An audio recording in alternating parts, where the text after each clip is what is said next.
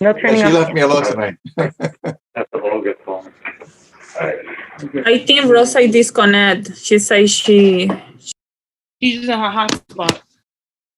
yeah. We're live. We're on We're the live. air, people. Okay, we're on the air. Go ahead. Welcome. Good evening, ladies and gentlemen, to our December 17th, our first snow day of the year and our last agenda board meeting for 2020. This is a combined regular agenda and business meeting of the Board Education pursuant to New Jersey statutes and the rules adopted by the Board of Education. Notice of this meeting using an online platform was sent to the Star Ledger and Cablevision of Elizabeth on November 30th, 2020. In addition, this notice is posted on the bulletin board in the lobby of 500 North Broad Street, and pursuant to this act, a copy has been filed with the City Clerk of Elizabeth, New Jersey. There will be an online public portion for citizens to address the board. Participants for the public portion must register online up to the start of the meeting so that they may have the opportunity to speak. The public participation form states the name and email of the person who wants to comment. Members of the public who prefer not to or do not have the means to participate using the online platform may continue to participate by emailing statements relative to agenda items and or education matters to the Secretary of the Board at his email. All statements received will be read into the record during the meeting's public comment portion. All emails must be submitted and received by the Secretary of the Board up to the start of the meeting and, as is always the case, must include the public member's full name for the record. Each statement submitted by a participant shall be limited to 3 minutes in duration. The total time of public comment shall be limited to 60 minutes. Emails received but not read after 60 minutes duration will be spread in full in the official board minutes of this meeting. Mr. Kennedy, please roll call. Bathelis, Here. Carvalho, Here. Deborah, Here. Hernandez, Here. Jacob. Here. Marina Ortega, Present. Naron, Here. Sastana, Here. and Barbosa. Here. Here. Welcome, everyone. So before I start the meeting, I always like to go through the plan so you know exactly what's going to happen at which part of the meeting. So going through tonight's meeting, Sorry, we're going to... I'm sorry, Madam President. They're saying that it's not Yes. live on Facebook right now. That we're not Yes, streaming we live. are on it. We're checking that right as we speak. Oh, I just got confirmation. Let me see. It's live? Yeah, we got confirmation that we're on. Sorry about that little glitch. Thank you.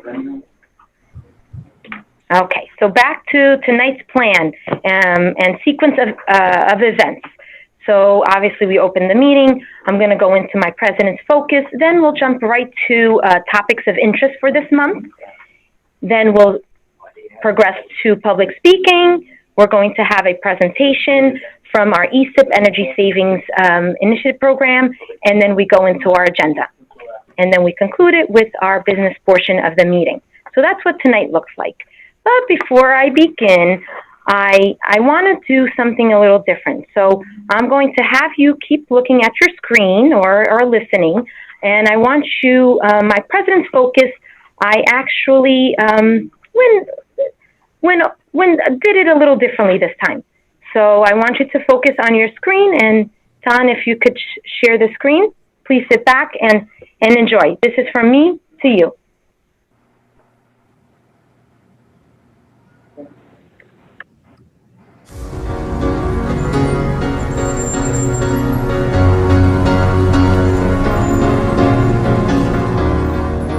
So before we start tonight's business meeting, I wanted to stop and do something a little different. As you realize, this is the last business meeting I'll hold as your board president. So I wanted to stop and just talk to you, my Elizabeth Public School family. And I wanted to start by talking about 2020 and the calendar year we had and what it presented us with challenges and hardships unlike we have ever experienced before. When I was given the privilege to serve another term on the board last fall, and then as your president in January, I felt a renewed and powerful inspiration to do everything I could possibly do to make the right decisions for the children, my children, your children, the children of the Elizabeth Public Schools. And I always truly believe that we were all born to make a difference. And it has been my vision to make a difference in the life of our children. Little do we know at the start of 2020 what the year would look like, the events that would lie ahead, and the significant impact they would have on our daily life and what we knew education was. Naturally, we got into mode. And we got into a mode that we said we need to keep educating safely. We couldn't predict the life-changing events that would take place these past several months. But one thing I knew all along was the collective strength in us doing it together, we will be able to work through. We did our best to communicate. We try to communicate as much as we can because I knew that was one of the major priorities through this all. Through tremendous adversity, we had so many accomplishments. I want to go through it.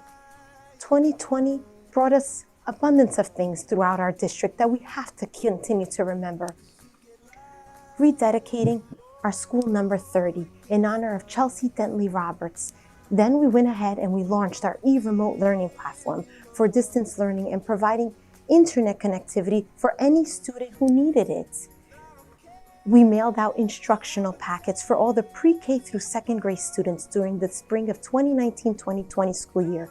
I remember those late nights, our supervisors and administrators copying and working hard to get them out to the students. Then we provided technology devices to all the EPS students for the 2021 school year through the CARES Act, to all our teachers, to all our personal aides, to all our teachers' assistants. We launched an EPS Grab and Go breakfast and lunch program that till date has provided 1.8 million meals to families since March. We even had an EPS drive-through technology department hardware service center to repair our devices. We developed a reopening plan with the feedback, and it included medical experts, surveys, virtual presentation, online roundtable discussions. Then we went ahead into the COVID testing. We made a COVID testing available to our team members and our greater community. We offered parent virtual academies. We even passed a resolution declaring racism as a public health threat. Even through these difficult times, there have been moments of joys that I want to hold on to and I want you to hold on to. One of my favorite moments of this year was holding in-person graduation ceremonies. They said we couldn't, but we did at Williams Field in July, so we could give our graduating seniors, the class of 2020, a proper heartfelt send-off. And welcoming back the students of our autism program has to be one of my most heartfelt accomplishments, working with our team to bring in-person learning in November. They had a chance to come in. An extraordinary amount of work went in making all these things happen, and none of it would be possible without what? The valued contributions of every single member of the Elizabeth Public School professional learning community. And there are four major groups that I want to talk to directly. First, I want to recognize you, my families, my parents, for the tremendous efforts that you have made throughout this year. You brought a classroom into your home. You kept your children engaged through their education. Balancing work and everyday life while raising children is difficult enough under normal circumstances. You have been truly incredible through it all. To my students, you are my greatest inspiration. For serving as your board president, I just want to say bravo. You are the commitment that I have is to you, to the learning, and your determination to succeed inspires me through these difficult times that you have been dealing with. You have done a wonderful job, and I'm so proud of each and every one of you. Over the years I have served on the board, I witnessed and I celebrated your successes, and I have tried to help create so many and cherished all the memories. I can't wait to celebrate when you're back in person once again. Keep your spirits up, keep doing the great work.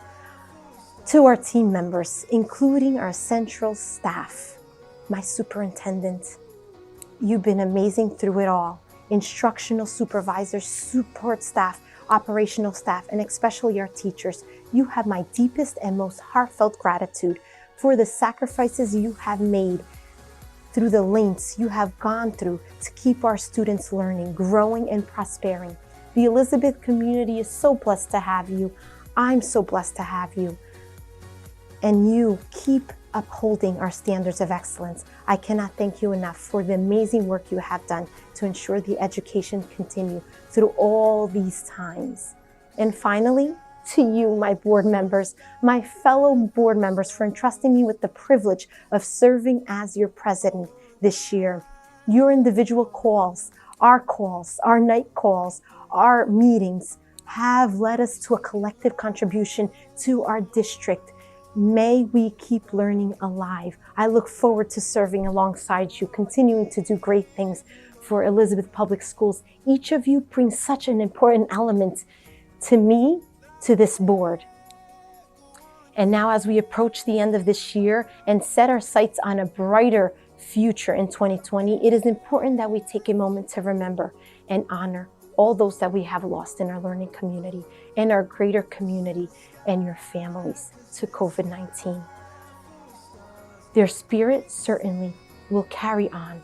And as we continue our work here in the Elizabeth Public Schools, now we will work tirelessly on pursuing our reopening Elizabeth Public Schools and welcoming our entire learning community back to our home away from home, our schools. Together, we will succeed.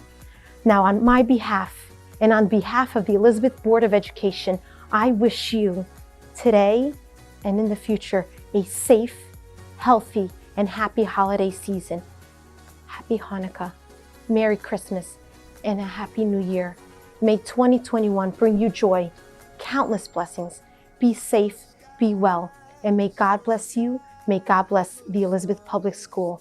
You will always be my Elizabeth Public School family. From me to you, your Elizabeth Board President, Diane Barbosa. Thank you for 2020.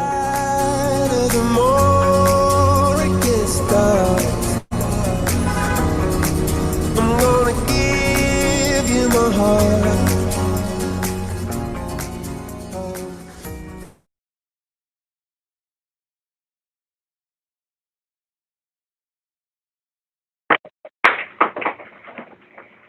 Thank you. I did.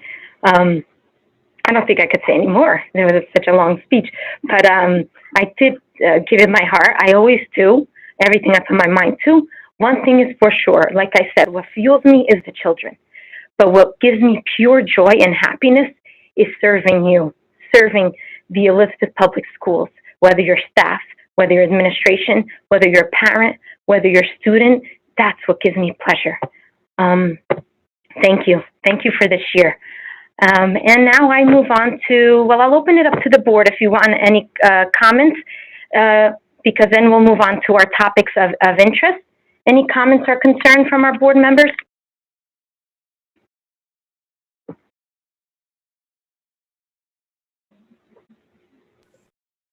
Okay, hearing none and seeing none, I will move on to my topics of interest for tonight. So it's just something that we came up with, a couple of meetings ago, just things that have been coming up that seem to be important to our, community, to our parents, concerns that I've been getting throughout the month. So the first one, I'm actually going to turn my attention to Mr. Kennedy will help me to transmit the information.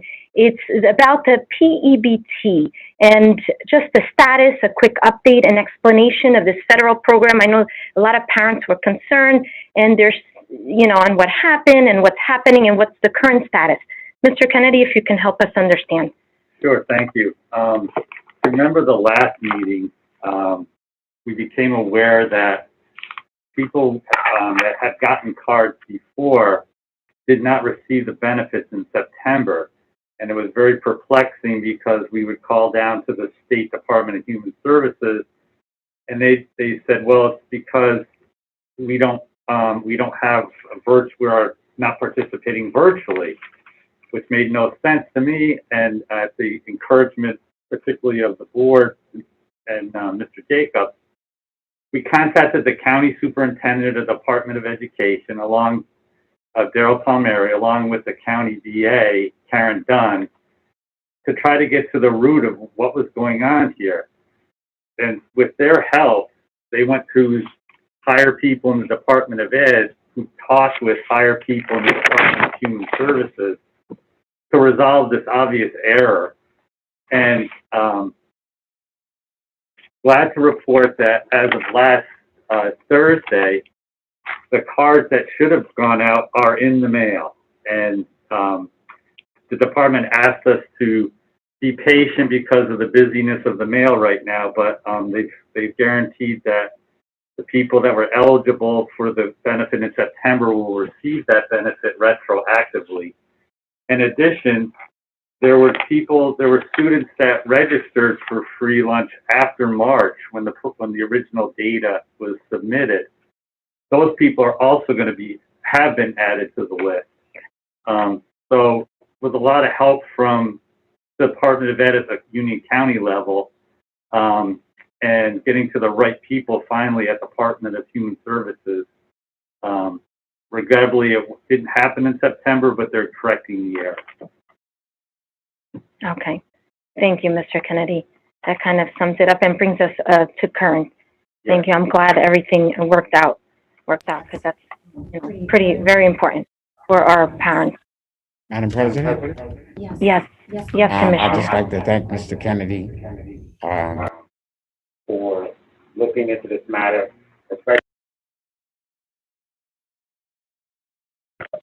especially when we see yesterday the news reported, I think it was approximately 7.8 million people have gone into the poverty level. So these benefits are more important than everything, and I'm glad that you took the extra steps to make sure our citizens and our community here in Elizabeth are able to receive those benefits. Thank you for your efforts in this respect. Indeed. Thank you. Thank you, Commissioner, and thank you, Mr. Kennedy, for following up for us on that. Next, I'm going to move on to a current status piece. I call it a current status piece. It's what we can look forward to in the next couple of weeks as we go into our holiday season and our time off.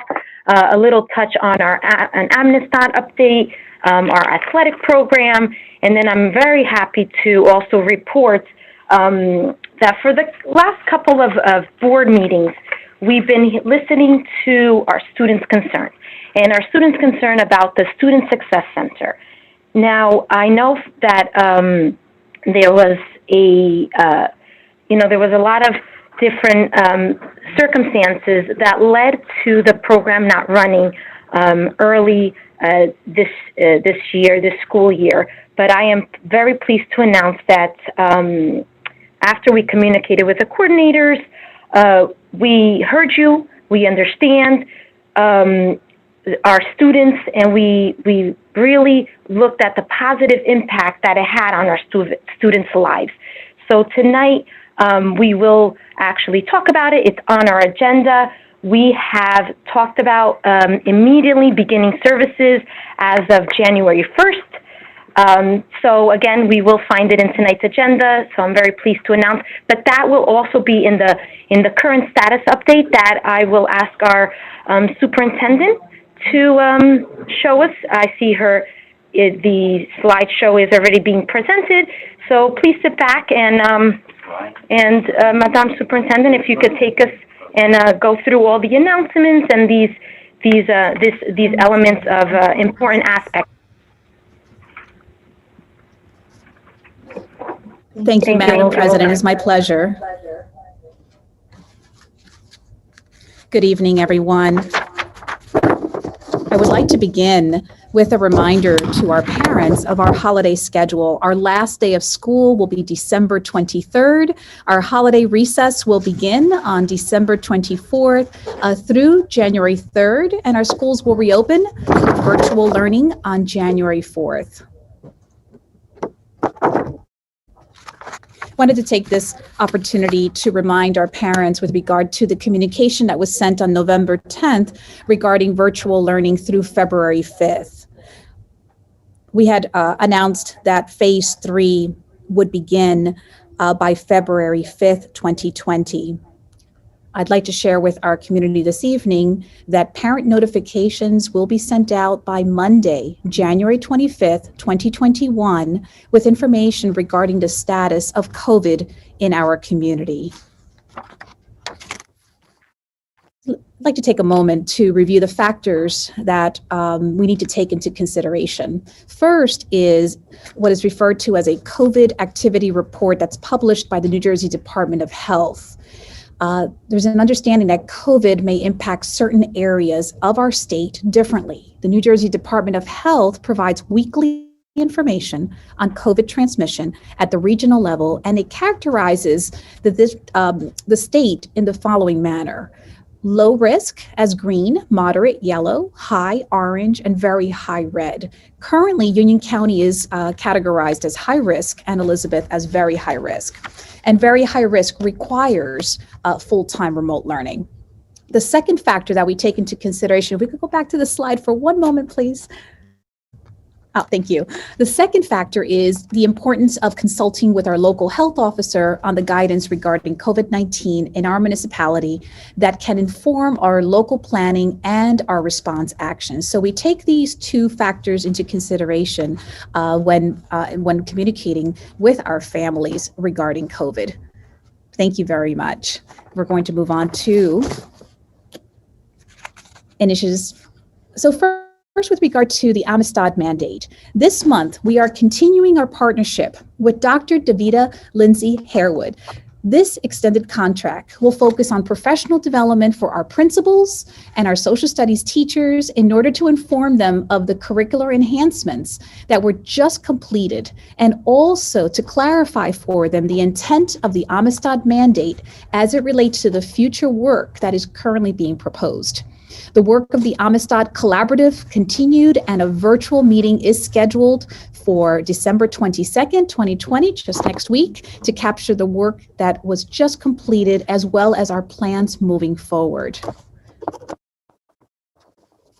Also, as an announcement, our virtual Leading to the Future.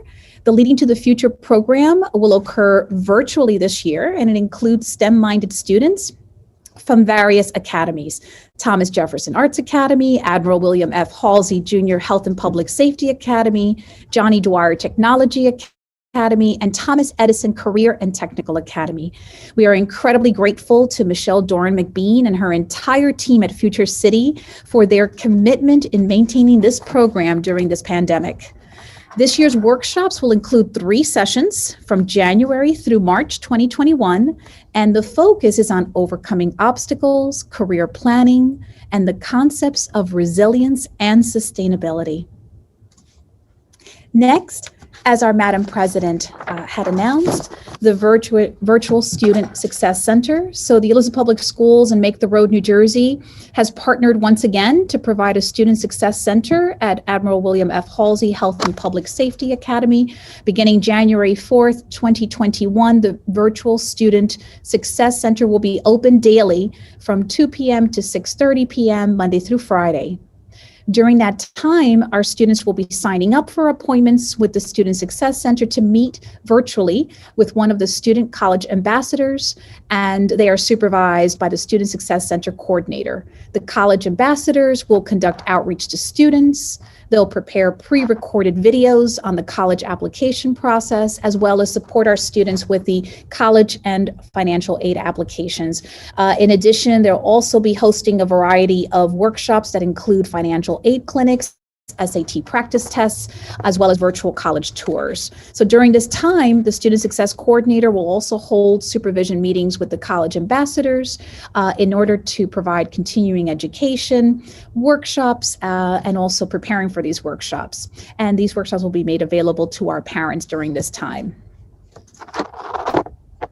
Also would like to refer to one of the items that is on our agenda for this evening, the virtual point of entry program for our students in kindergarten through 8th grade. Our students will benefit from a virtual point of entry program starting on January 11th through June 11th, 2021, on Tuesday through Thursday. So Tuesday, Wednesday, and Thursday afternoons. The focus is on our new entrants And the program aims to develop English language proficiency skills, share remote learning experiences, and address social emotional learning concerns.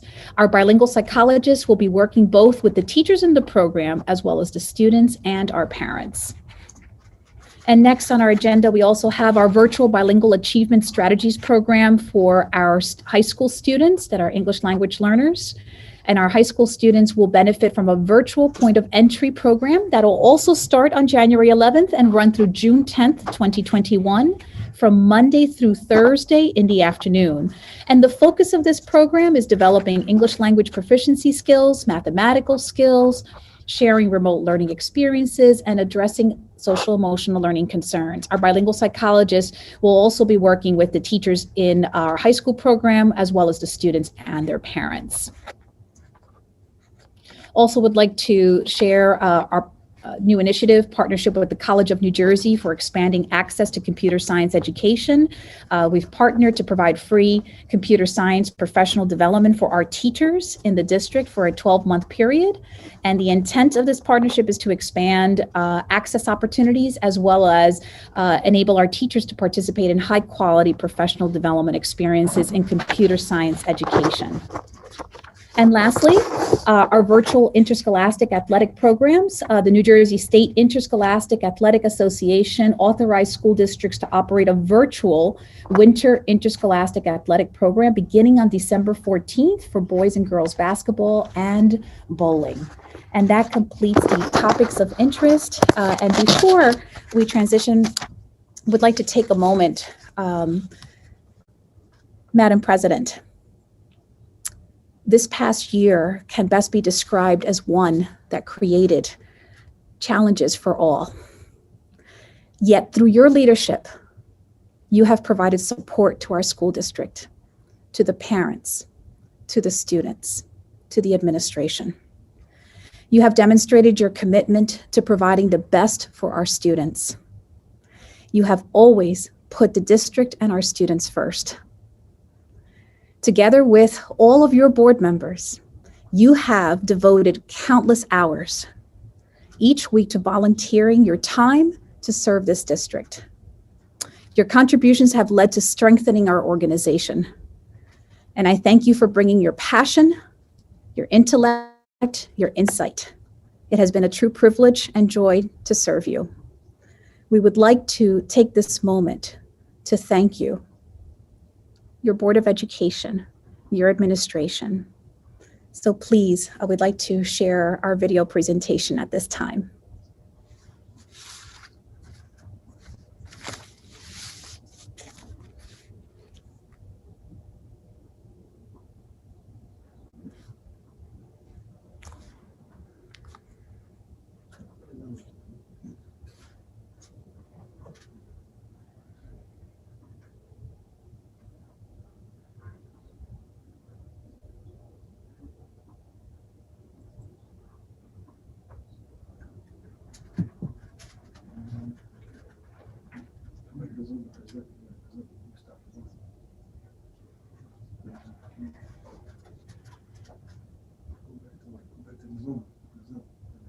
So we're transitioning between presentations.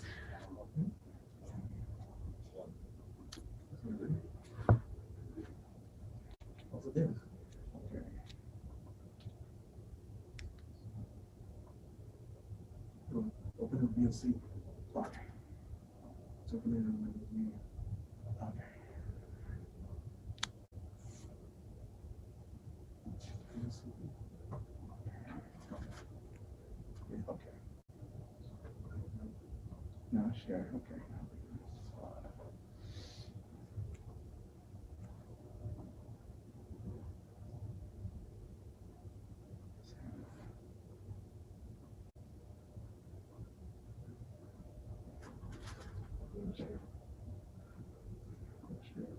Okay, here.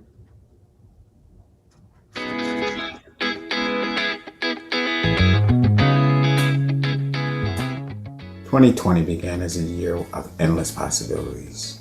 We were entering into a new decade, a time for change to bring the district to a new level. Little did we know what trials and tribulations 2020 will bring upon us. This will be the one year that we will never forget. And nearly 36 million American children are out of school right now. And in all, 33 different states are closing public schools, all to stop the spread of the coronavirus. At least 32.5 million students are affected. The definition of a great leader is one who can lead effectively in times of distress. A proficient captain can pilot a ship through calm waters with ease. It is the exceptional captain that is able to pilot that same ship through tumultuous waters to reach safe harbor. 2020 will always be remembered as a change from life as we knew it before the pandemic. At the very first meeting, Madam President outlined her vision. She said, "I know that I'm not only speaking for myself when the work that we are doing is a labor of passion, for wanting the lives of every child who walks through those doors, whether it's in school, whether it's in the administration building. Everyone has the right to be treated with dignity, respect, and have the best learning experience and work experience possible. That is why I understand how special this seat that I'm sitting in is. I accept to be your president of the Elizabeth Board of Education, and I look forward to building our engagement, building our teamwork, and further building our district. I will do my best to lead you and be the best I can be, so help me God. I'd like to take this moment to thank Madam President Diane Barbosa for the exceptional job that she has done this year. She has spent countless nights worrying about the safety of our students and our community. Her love for Elizabeth knows no bounds. I am proud to have served with Madam President Diane Barbosa. Madam President has made a central issue to share words of compassion and strength with our community. These are just some of the words that can be used to describe Madam President and her exemplary performance this year. Heart of gold, compassionate, dedicated, communicative, hard worker, and resilient. Please join me and my fellow board colleagues as we express our deepest gratitude to Diane Barbosa and the excellent job she's done this year. Thank you so much. Heart of gold. Madam President has always had the heart of gold for everyone, especially our special needs children. From sponsoring the annual Christmas train ride to many others events and activities she has coordinated over the years. Diane has been willing to give the share of her back for anyone and always responds to needs no matter how big or small. Diane, we love you. Thank you for your hard work and dedication. Madam President's dedication to the special needs community was as deep and true as the heart of gold that she possesses. Before the closure of schools, Diane instituted Visiting Tuesdays program to attend various special education classes throughout the district. One of the reasons why Diane chose to serve as a board member was to ensure the concerns of the special needs community were addressed. She has always kept her focus on our most vulnerable population and doing whatever possible to sustain and improve enhancements for all of our children in Elizabeth. In addition, Diane has shown true dedication to not only her beloved family, but to us, her Board of Education family. Diane, we cannot thank you enough for being the president that you were during this 2020 year. We appreciate you. We love you. You have kept us together. You have been the glue to keep us informed. You have been dedicated to making sure that we always knew what was going on and that you always would be the face and the voice of the board. So we appreciate you. We thank you, and we are so, so proud of you. Communicative. Madam President chose a distinctive approach to ensure that the Elizabeth Board of Education would reach out to the community to hear their concerns. 2020 began with community roundtables around the city of Elizabeth to hear concerns from our parents. The feedback from these meetings was incorporated into changes that the board was able to adapt and to implement to respond to our parents' concerns. During this pandemic, these communications continued with the implementation of the President's focus at our monthly board meetings to address the questions and the concerns directly from our community. Throughout her tenure on the board, Madam President has always served as the board's closer, that one individual who has been able to see all sides of a story and bring the board together into a full circle. Diane, from the bottom of my heart, I thank you for serving as our 2020 board president, who's shown us a tremendous amount of dedication, hard work, care, and love, not only for our students, but for our staff and for the entire city of Elizabeth. Thank you. Madam President, you displayed resilience against all odds in the board's efforts to restart the autism program this year. You faced every news and obstacle of adversity with the hope that we would be able to serve our most vulnerable students. You are the one who maintains control of situations and always finds a way to tackle the problems. You don't have a problem shedding a tear, and we all know that that is because you have a heart of gold. Madam President, Diane, Amika, you are resilient. And I need you to know that it has been an honor to serve as an Elizabeth Board of Education board member this year with you as my president. Thank you. Madam President's sense of compassion knows no bounds, and anyone that knows Diane Barbosa knows that she goes above and beyond for our families, our staff, and most importantly, our students. The empathy that Madam President displays really lets everyone know how important they truly are to her. And for that, we thank you. We love you, and you have done an amazing job. Hard worker. Madam President worked tirelessly to rally all stakeholders together to ensure the district was moving in the right direction. One of those initiatives Madam President championed was implementing resources for parents for remote learning. The highly successful Parent Virtual Academy was implemented and attended by many of our parents that were grateful the district had heard their concern and responding accordingly. Diane, thank you for all your hard work and dedication, for always having as a priority our students, parents, school members, staff, and of course, our special needs children. Thank you, Diane.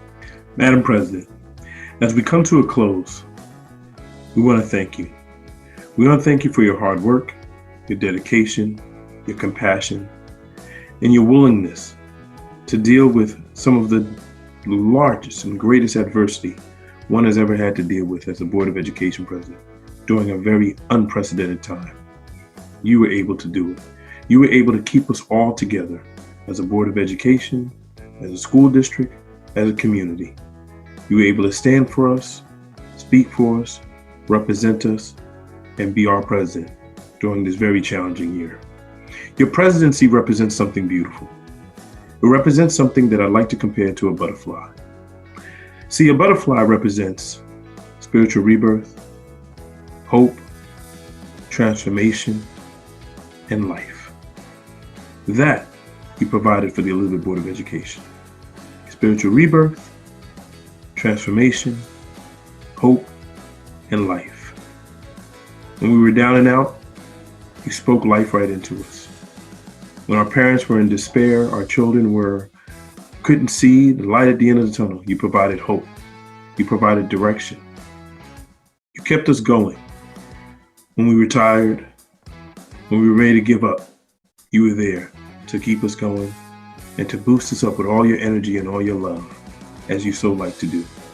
Whether it is an apple pie, whether it's a bouquet of flowers, whether it's just some kind words, whether it's reminding our teachers how important they are, our parents how special they are, our children how much they mean to us. You were there to remind the entire district how beautiful they are. Your presidency was beautiful, and for that we thank you. I'm so proud to call you my running mate. I'm so proud to call you my friend. I'm so proud to call you our president. Thank you, Madam President, for serving us well and being there for us when we needed you most. Thank you, God bless you, and congratulations on an awesome year.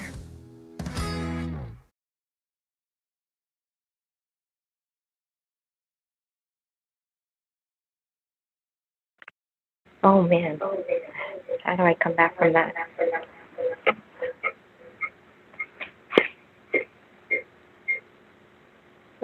Thank you.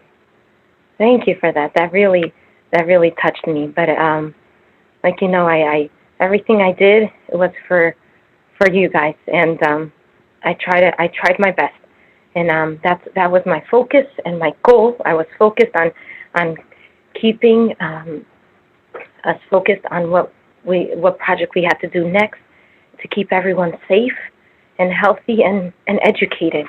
And to my special needs kids, we always keep fighting. It's never over. Especially for those that don't have a voice, you have the parents, you have your board members here that will be your voice. Thank you, team. I can't thank you enough for being the backbone, and we work together through it all. So here we go. Oh, that touched me, and I was about to go into the slide about that Olga explained the different dates, and I want to refocus on so everybody understands the element of what the last day of school and holiday recess and when school reopens. So I'm going to bring it back in. Omar, could you put that slide page up just so our parents that didn't get a chance to look at those dates, I think they're so important. It was the first slide that we'll just go through that slide and then the next one, and then we'll continue on with our board meeting. Okay, I just want to bring focus to again, these dates. I know that, especially now in our virtual world, sometimes, we're home and we feel like we're lost and we don't understand. So I thought this was so important. Thank you, Madam Superintendent, for putting this together. So these are, important dates that we have to look forward. And then, Omar, if you pass to the next slide, too. I know we always like to look ahead, and as our superintendent has notified that parent notification will be given by January 25th. So it kind of gives us an idea of where our district is going and brings us through the holiday season. So please be assured we will continuing to communicate with our parents through all our sources of media and through all our sources of email, and we'll continually be in communication. With that said, any of the board members have any comments or concerns? I think we're going to move on to our next element, which would be public speaking. So seeing no concerns or comments, here we go. Here we go to our public speakers. Citizens may address the board at this time. The meeting is open for public comments online to those who have registered with the online participation form prior to this session. I shall call individuals to participate based on the order of sign-in. Each statement made by a participant shall be limited to 3 minutes in duration. The total time of public comment shall be limited to 60 minutes. No individual is able to yield their time to another individual. All statements shall be directed to the proceeding officer. No participant may address or question board members individually. The following rules for public participation shall and always apply. Time limits will be strictly enforced. No personal attacks on individuals. No vulgar or indecent language. A person may address the board no more than once during a single meeting. Speakers should refrain from naming individuals. Comments or questions posed during public participation will not be debated. As a reminder, this is a meeting of the board in public, not a meeting of the public. Okay, so, Don, if you can help us, let's go through the list.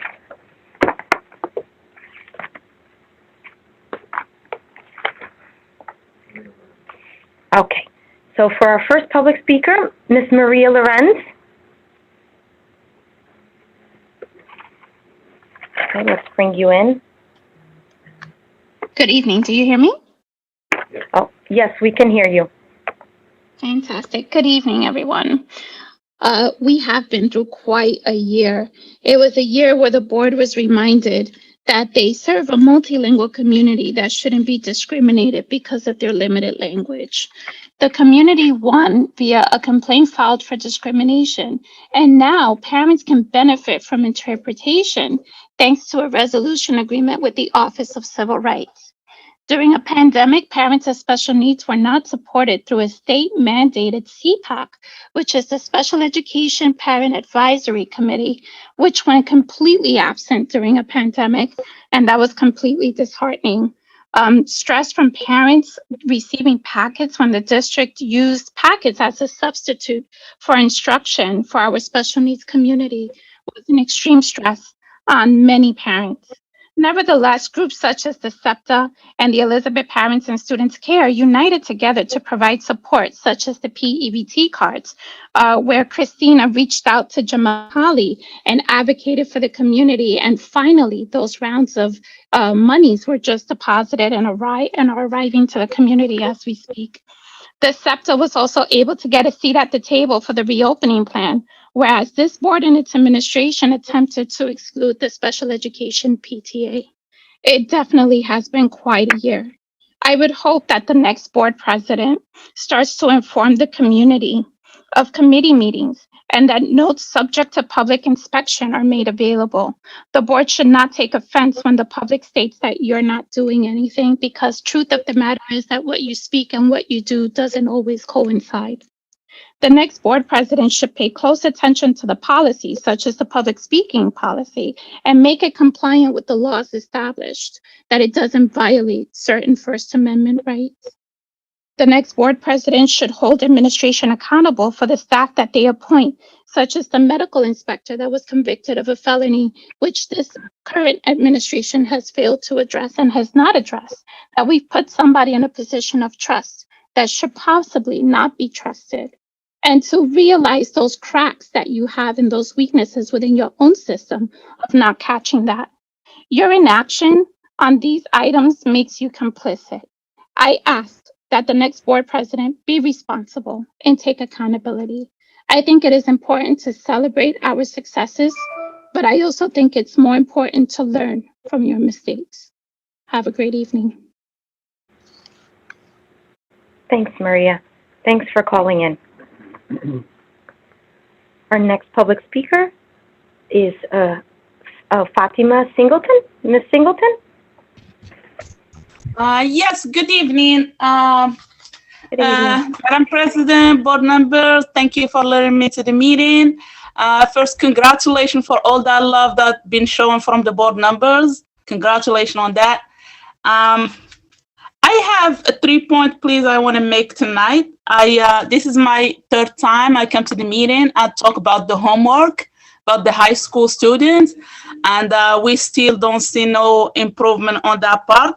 I just want to give you a little research here about the homework, because as a parents, we are seeing our children melting before our eyes, and nothing we can do, because nothing normal about this year. As we accommodate and make changes and we go to remote learning, we should take in consideration that the homework policies got to change too. Too much homework causes depression, sleep pattern, these kids are not sleeping on time, and it's just a lot. And the research showed that after 90 minutes, that homework going to turn to something that is very, very unhealthy. For especially for high schoolers. High schoolers are going through so much. These teenagers are developing and they're missing their social part, they're missing the school, they're missing the building, they're missing a lot. But as a parent, this is my third time I come before you. I'm begging you, please, please, please, do something for these children, because they're going to remember us that we didn't do something for them. As a parents and as a board, the teachers, they got their hands tied. I talked to the teachers, they say we're following the curriculum.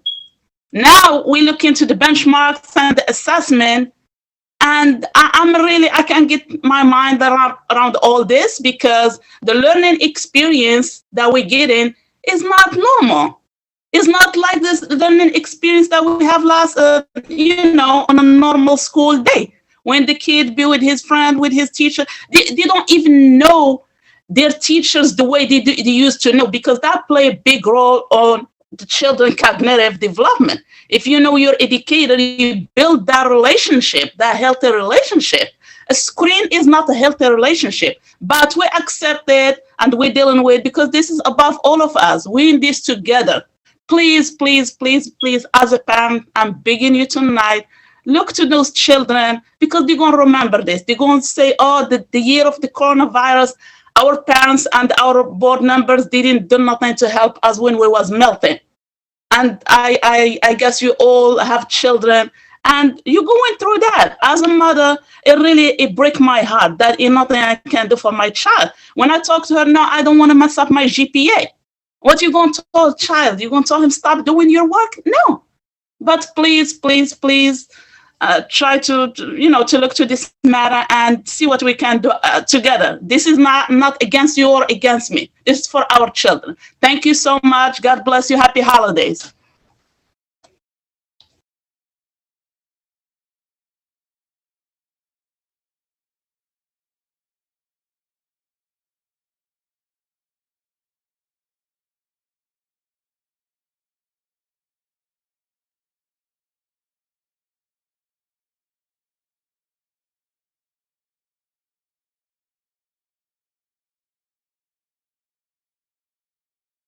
Hello? Madam President, we can't hear you. Oh, I'm sorry. I was muted, guys. I'm sorry. So, so Linda's not in the room. So Did you call me? Miss Christina, I did. Miss Christina Moreira. Yes, I did. Come on in. Okay, I'm in, I think. Okay, you are. Okay. Good evening. I want to take this time and also thank you, Madam President Diana Barbosa, for your time and dedication to our school district as board president, for taking the time to respond to emails, text messages, phone calls, for holding roundtable discussions to hear the specific concerns of special education parents. I hope there are more to come. And simply for making the effort to keep the lines of communications open with our community, especially during these unprecedented times. This is all that parents have ever asked for. You have brought many of our concerns before this board in an attempt to get parents some answers, and it has not gone unnoticed. I truly wish you could continue to have been our board president for another year, but I also understand the politics behind it all. So again, I thank you. And I want to take this time to also thank our Assemblyman Jamel Holley for also working collaboratively on behalf of the thousands of parents who have not received their pandemic EBT benefits. Because of his interventions, many of our parents will have their benefits to purchase much needed food for their children. I hope some lessons were learned from what went wrong to prevent it from happening again. Lastly, I want to bring to your attention what is not only a personal struggle for me, but a struggle for hundreds of parents in this district, the special education department. Over the years, I have heard from so many parents who have been denied having their child evaluated when they suspected, or even the teacher suspected, that the child has had a learning disability. Even when the child, like mine, has documented diagnoses from outdoor doctors and evaluators. This happens time and time and time again. Parents whose children have documented disabilities, and the parents and even teachers many times agree that yes, something is impacting this child's ability to access their education, yet this district, this special education department refuses to do what is required by law, required under Child Find. This is a legal requirement of schools to find children who have disabilities and need services. Districts must have a process for identifying and evaluating children who may need special education and related services. But this is not what happens. When a parent has provided you documentation from outside medical professionals and evaluators, when a child has a diagnosis, it is your obligation to evaluate the child. This is where Elizabeth repeatedly fails. Things like this is what leads parents and community members to say that you don't care. This has always been an issue in Elizabeth, which has only been compounded and made more obvious by this pandemic. Our children are going to need more interventions and support services, more evaluations, not less. please, I implore you to do your due diligence, truly find out what the procedures and protocols are, what the criteria is for evaluating children here in Elizabeth versus other districts, because it is that what other children are doing that are not being evaluated. Thanks, And I know, Christina. Diana, this is something close to your heart, so I hope that you continue to advocate. Thank you. Thank you. Thanks for calling tonight, Christina. Next speaker, Carol Chamberlain. Miss Carol Chamberlain? Not with us, though. Elizabeth Polo? Miss Polo? Not with us. Kason Little? Kason? No, not with us. Miss Jennifer Espinosa? Yes. Oh, yes. Hi, Ms. Okay. Espinosa, we can hear you. Okay, good. All right, it's my first time on here. Okay, let me start. I'm sorry. Okay, welcome. Good evening, board members and parents. I'm here today to urge the board members and Board of Education Special Services to look into the unfair and abrupt removal of Danielle Duplicki out of her School 21 Victor Mavlag Autism Program classroom. Ms. Duplicki has given her life to help autism children. She has made drastic improvements in every single child she has had the pleasure of teaching, including my son, Dominic. When Dominic started her class, he couldn't even sit next to another child without having a meltdown. And she has changed him in so many ways. Ms. Duplicki, like all of us, has gone through problems because of COVID. And in a time of crisis, instead of coming together, we have taken her away from our students. Dominic and all the other children miss her and want her to come back. Me and the other parents have tried numerous times to call, to speak to the principal, to leave messages, and we are being unheard. Ms. Duplicki, if you guys look into this matter, it's not fair that she was taken away from her children she has been there from day one. We're not allowed to speak to her. The new teacher that they put in her place hasn't been in the classroom in about 6 days, and the autism kids are suffering. Please listen to our pleas. We called for a meeting with the principal and whoever is in charge to please get Ms. Duplicki back in the classroom where she belongs. Autism children need structure, and taking her in such a time that everything is so uncertain and we're going through so much things is an injustice to our children and to us as parents, because we are the ones that feel the brunt of it. Please, board members, I appreciate you guys. I've been part of the Elizabeth school system my whole life. I love all of you. But please look into Ms. Danielle Duplicki, School 21, removal from her classroom, and help us win this fight to put her back in her class where she belongs. As if you speak to all the parents and anybody involved, you will see that this is just a mistake, and we need to do whatever it takes to put her back, because they are lost without her, and we need her back. Thank you so much. God bless you guys. And I hope that somebody will return my phone calls now, because I had to come on here to try to get in touch with somebody. Thank you, board members. Thank you, Mrs. Espinosa. Thank you.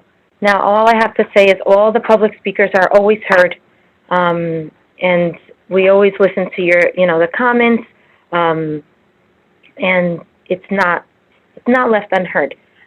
So with that said, I do thank you all to the public speakers that reach out every month and bring any concerns that they're having, bring to us, because it is, this is our line of communication a lot of times. So I'm very appreciative of our public speakers, and from tonight and from every single night that I've been sitting here as a board president, as a board member. So thank you again to our public speakers. With that said, oh, yes, I'm going to turn it over to Mr. Kennedy. We're not done yet, because we did receive a couple of one email that we need to put on records. So, Yes. Mr. Kennedy, if you may. Yeah, we received an email from John Griffin, the president of the EEA. Good evening, Madam President, Madam Superintendent, and Board Commissioners. Last month, many of our members expressed their concerns to you, concerns regarding their health and safety, as well as the cumbersome workloads which are causing our teachers and students to burn out. We appreciate your consideration in those matters. First, I would like to thank you on behalf of my members for working with the association to make the safety of our employees your top priority. The decision to return our instructional staff to full remote learning and stagger the shift of our essential support staff has greatly reduced work site population and the risk of our members contracting COVID-19. Your decision assuaged the fears of thousands of EEA members and may have saved lives. As we discussed prior to last month's meeting, the key to any successful relationship is communication. As we move towards the end of this year, and God willing, a better next year, the association's leadership is looking forward to working with you to keep those lines of communication open. By doing so, we can continue to achieve mutually beneficial results for our members, the students, and the community. Before we break for the holiday, I would like to present a short list of things we hope to address with you upon our return or at your earliest possible convenience. Teacher and student workload, instructional pacing, the social emotional needs of our teachers and students, lack of uniformity in implementing or following protocols at the building level, excessive testing, the finalization of the collective bargaining agreement, outstanding grievances, regularly scheduled meetings to address ongoing issues, and the possibility of a transition to the hybrid model in the foreseeable future. In closing, I wish you all a safe and restful holiday. This has been an extremely challenging year, and you have earned the break. We all have. Thank you for your time and attention. John Griffin. Thank you. Thank you, Mr. Griffin, and for reaching out. And yeah, I do want to post it. It was a pleasure working with our unions through this time period, and I know that we did work very closely with both our unions, which made me very proud. So with that said, I think that line of communication will always continue, and that's what makes us all stronger and our district strong. Mr. Kennedy, any other emails? Nope. Thank you. That closes the public speak. That closes us.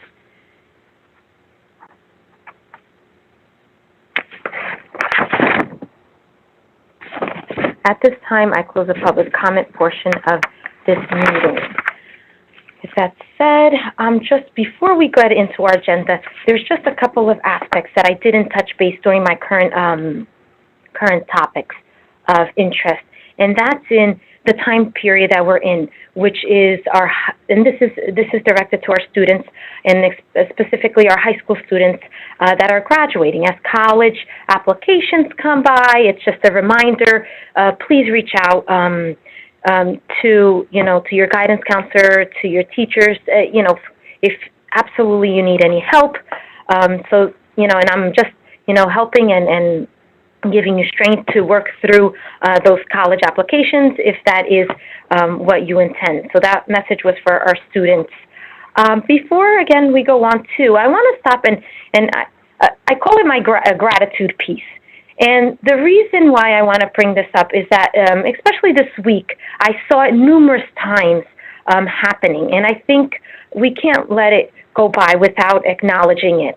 And that's I call them secret angels. And I think all of us, we have an angel in us that motivates us. And this week particularly, I've seen the work through a lot of our staff members, our district members, doing it. For example, there was a fire in our neighborhood that led to our staff from School 12 to reach out and help a family in need. One of numerous.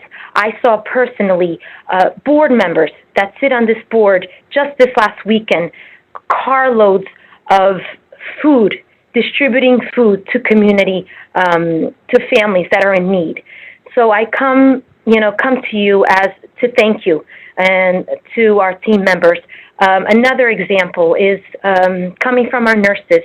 They call our families that are affected with COVID, and they see a family that's in need, again, with difficulties in getting food or resources, and they actually got together with one of our locals, Be the Change organization, and got food delivered to their house for their quarantine period, and let alone community members out there, and you know who you are, that are continuously and tirelessly working and helping your fellow neighbor.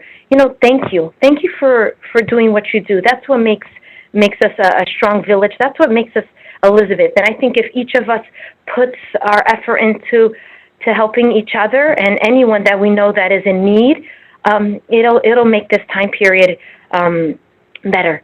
Anybody that you know that is struggling, please reach out, because there's so many resources that we can send their way, and that's what, you know, as board members, as community members, I think we have it in us to help our neighbors. So with that said, thank you for everyone that goes above and beyond to help out a person in need, especially during this holiday period. All right, so we're going to move on. Any comments, concerns from our board members? All right, hearing none, seeing none. We are going to move into our agenda elements. And our first agenda piece that I want to get into is a presentation from our Energy Savings Improvement Plan. Well, it's actually a presentation on our Energy Savings Improvement Plan. And I'd like to invite some of our presenters, one being Ryan Skirbo from Dakotas Law Firm, Andrew Conti from Gable Associates, Bojan Mitrovic from Gable Associates, Scott Miller-Halleck from SSP Architects, and our very own Mr. Cotto, Director of our Plant and Property. So I'm going to bring them into the room, and we're going to have them have a PowerPoint presentation on our Energy Savings Improvement Plan, which is on our agenda for tonight. Well, one of the elements. So the board is approving one of our first steps into this Energy Savings Improvement Program, and I'm going to give it away to maybe Ryan or Andrew that want to start the presentation. I want to thank you for being here tonight and presenting to the board and to the public. I think it's wonderful. It's a wonderful program. I'm glad that the Elizabeth Public Schools is enrolling and bringing on this program and starting the process of energy savings in our district, which is always important. All right, Ryan, Andrew, take us away. Sure, Andrew's going to begin. Sure. Well, thank you for having us here tonight. As you said, we are here to talk about the Energy Savings Improvement Program. The district has, well, let's start off with what an ESIP is on the next slide.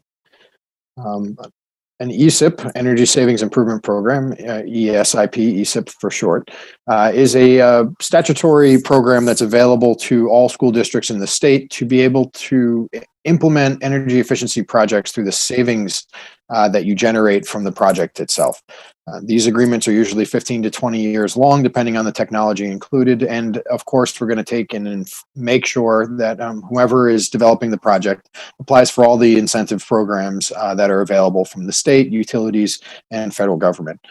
The intention, and legally you must, if we're going to proceed with this project, develop a project that has a positive cash flow each year, which means not only will the savings from implementing these energy efficiency projects cover the cost of the debt of the project, it'll also produce additional cash flow beyond just that debt obligation. So on the next slide, we get into what our process looked like. We ran an RFP as you're required to, which is a request for proposal process. It is a competitive contracting process as required by the state for ESIP specifically. We released the RFP document on the 9th of July. We received proposals on the 15th of October. We got two proposals, one from Willdan Energy Services, one from Honeywell. Honeywell's a fairly large company. We interviewed the respondents. We did a consensus meeting of the evaluation team, came up with our evaluation numbers and published an evaluation report prior to this meeting. I'll hand it over to Ryan, take it to the next couple slides. Sure, so you can go to the next slide. So as Andrew said, this is competitive contracting. So unlike low bid, we looked at price and a number of other factors. To look at those factors, technical, legal, financial, we put together a diverse evaluation team. They're listed here, members of the district, of course, that you're familiar with, as well as Scott Mahalik, who is with SSP Architects, Andrew Conti, who you just heard from, and myself. Andrew and I also worked on the solar project for the district. So we worked with Mr. Poto and Mr. Milanes on that project. And this project sort of spurred out of that solar opportunity. You can go to the next slide. So the evaluation team, we looked at legal, economic, and technical issues that based on a number of criteria that were all posted within the RFP. The RFP was approved both by the state of New Jersey and also the state controller's office reviewed the RFP. They were actually very pleased with the district with going out with an opportunity like this. As you can imagine, with all the challenges you've been dealing with COVID, running a public procurement also presents its own set of unique challenges during this time. But the team was able to pull not only the document together, but the bidding process as well and getting the proposals in. We looked at these criteria together, and as a consensus, one evaluation matrix was filled out by the group remotely through a meeting. But that consensus report allowed us all to debate the different characteristics we saw in each proposal, but come to a consensus both on the technical, legal, and financial issues. I'm going to turn it over to Scott. He's going to talk a little bit about what the program will include. Sure, thank you. You can go on to the next slide. We really took a look. These are three of the top shelf metrics of what was being proposed. Now, remember, under this procurement process, what we've received from Willdan and Honeywell are their best guess scenarios of what the project may include, the size of the project, the cash flow. These are not the actual projects that you'd be approving. What happens once an ESCO is named, we'll work with them to develop the exact portions of what that project is. Remember, they had just a few months to go through and take a look at the buildings and develop these. We'll take then the next few months to really hone in and determine what the financials will be, what projects we really want in and what we want out. At the base level, Willdan was looking at a $35 million project with a total energy savings of $32.7 million. Over those 15 years and a total cash flow of $281.5. A majority of the Willdan project was coming from a solar PPA that they included. They also had several other options that all included PPAs as well, and that's one of the reasons why their project was a little larger. Honeywell's base project was a $22.5 million project with $30 million of energy savings over those 15 years. And a net positive cash flow over that same time of $1.215 million. Again, the reason for the difference in size is that Honeywell's base project actually complied more with the RFP and did not include a solar PPA. Provided us other options that had that, but their base option did not have that. Overall, there were a lot of similarities in terms of the projects that they were looking to undertake. Both were looking at lighting throughout the district, several boilers throughout the district at between 8 and 15 schools, addressing building management system upgrades at many of the buildings, and rooftop units, chillers, drives throughout. There was a whole host of other smaller projects that they were looking at. Again, that's their baseline of what they're expecting that they would be able to include. That's not the finality of what would be put into this project. If you can go on to the next slide. We can see, as Andrew and Ryan had talked about, we had published these evaluation criteria and the points allocated in the RFP. So both Willdan and Honeywell saw how we would be addressing their proposals. And you can see on here the ranking that the evaluation team came up with. Honeywell at the end wound up with 90.5 out of 100 possible points, and Willdan with 71. The primary differences between the two, Honeywell is very experienced with ESIP projects in the state. They've done many dozens. Willdan is a little bit less experienced, so that was part of the reason for the delta in the points. We had some schedule differences. Willdan was a little bit of a longer schedule. Honeywell's stuck closer to what we had envisioned in the RFP. And just in terms of their approach, Honeywell seemed to have a more streamlined approach and team that had worked together before, where Willdan had a little bit more of a disparate group of professionals all working together, all very capable. Please don't read into these scores that from a technical standpoint, the team felt that Willdan was lacking, because certainly we saw that their technical ability really did come through, both Willdan and Honeywell. Andrew, I think you were going to pop on to the next one. I think Andrew needs to be unmuted, but as you're unmuting Andrew, I just wanted to point out for the board members and the public that the full evaluation report is posted on the district's website and is available for public review. It was posted a couple of days ago, but it is available for review. It's a lot more dense than what we're providing you with this evening. So now that Andrew's unmuted, he can kind of talk through what our next steps are going to be. Right. So the next steps from here are first and foremost for the board to decide whom to award this to. And then immediately after, we're going to start the investment grade audit, we being the city's, the Board of Ed's team here. The audit will be done by the awarded party. Our recommendation in our evaluation report, kind of as you saw in the evaluation matrix, lends itself towards Honeywell as the winner. We would like you to engage with them so that the investment grade audit can get underway. That's going to take a couple months in order to get through. At the end of the investment grade audit, that's going to be used to develop an energy savings plan. The energy savings plan itself will need to be independently verified and then checked by the state before it's finalized. Once it is finalized and accepted, the project goes out like any other construction project. We begin to find financing. We begin to do procurement, development of specs, and then procurement of trades, and then completion of the financing and construction begins at that point. At the end of the process, there'll be commissioning, but also measurement and verification. And there will be some guarantee that's we're recommending, more likely than not, would be purchased for the beginning term of the Energy Savings Improvement Program agreement for the first couple years of the 15 years. And the reason for that is because the awarded respondent would be responsible for ensuring that the savings are being achieved in those early terms, which is really vital because as you can imagine, anything is in the first 2-3 years of something being new, you could have to shake out some problems that might occur with the installation or with the equipment once it's delivered, something like that. So that guarantee is something we would ask that we include in the project. It's something that can be included in the financing. It just might not be eligible to be paid off by the energy savings, but it has tremendous value specifically for the district. So on the next slide, you can see the list of the next steps that I just went over. And obviously we're here and happy to answer any questions.